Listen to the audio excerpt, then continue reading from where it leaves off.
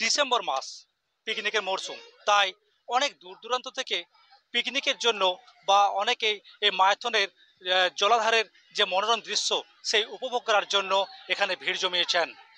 এবং এই যে মাইথন জলাধার শুধু নয়, কল্যাণেশ্বর মন্দির রয়েছে এবং সবুজ দ্বীপ রয়েছে, সেই দেখতে অনেক দূর দূরান্ত থেকে মানুষ এখানে ভিড় জমাচ্ছেন।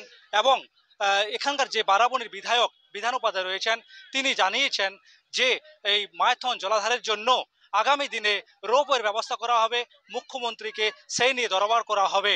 আমাদের এই জেলার সবচেয়ে আকর্ষণীয় স্থান হচ্ছে আমাদের মাইথন।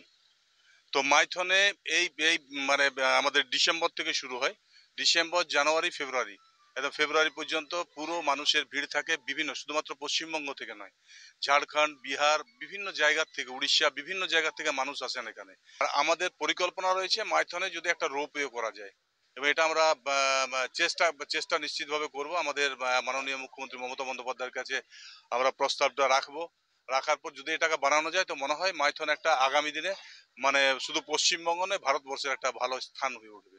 নৌপথে সবুজ দ্বীপ গেলে 1000 টাকা করে পড়ে যায়, ওটা আপনার 6 জন করে নিয়ে যায়। কিন্তু অন্য ঘাটগুলিতে কোথাও 1600 আছে, কোথাও 1200 আছে। আর আমাদের কাছে কোথাও দ্বীপ নেই, সেজন্য আমাদের একটা রাউন্ড ট্রিপ করা হয় আধা ঘন্টা, ওটা 500 টাকা করে নেওয়া হয়। কিন্তু অন্য জায়গায় একটা দ্বীপ আছে, নিয়ে যায় ওরা, যেতে 5 মিনিট আসতে 5 মিনিট লাগে, সে 300 টাকা নেয়। হিসেবে যদি জলে ভ্রমণটা হয় তাহলে এখানেই আপনার ঘোরাটা বেশি হবে ওই চার্জের তুলনায়। ডিসেম্বরে ছুটি কাটাতে একদিন চলে এলাম। ড্যামটা খুব সুন্দর, বাকি পরিবেশটাও খুব সুন্দর, মেলাটা খুব সুন্দর। চেষ্টা করবো আবার আসার। আমরা এসেছি বর্ধমান থেকে। ড্যামটা তো মানে অসাধারণ, মানে কিছু বলার নেই, এরকম একটা ব্যাপার।